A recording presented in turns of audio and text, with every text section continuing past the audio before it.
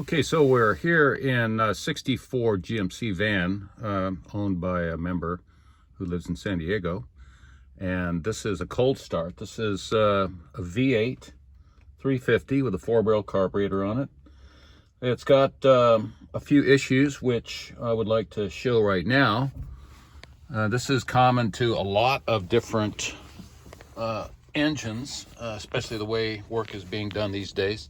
So this carburetor was supposedly rebuilt by a shop down in LA. And one of the first things is that, well, first of all, the secondaries don't even open. Here we're going all the way down to the floor. This is where I have my foot now, all the way on the floor. And there's still plenty of travel left right there. So without that extra travel, the secondaries don't open. These are the secondaries, these are the primaries. And when these secondaries kick in, that's where you get that deep throaty roar and the other two barrels of a 4-barrel carburetor. So I'm going to release the throttle. And the one thing you notice, since this vehicle is cold, is that this choke is not snapping shut. This choke should snap all the way shut when you put your foot to the floor and then release it. And one of the reasons is that this choke lever here, which controls it, they've got a Mickey Mouse piece of linkage on here, held on there with like a sheet metal screw or something. And then the choke cable, the manual choke cable, is not even hooked up.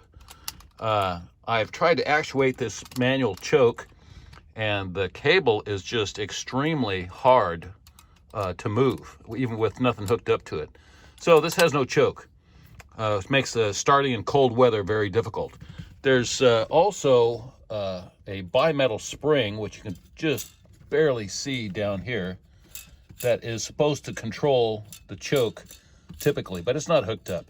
This bimetal spring will basically expand and contract and give a little bit of a pull on that choke. It should pull it closed when it's cold, and then as the engine warms up, it'll relax because of the different expansion rates of those two different metals and pull that choke open. So this has no choke and it has no secondaries.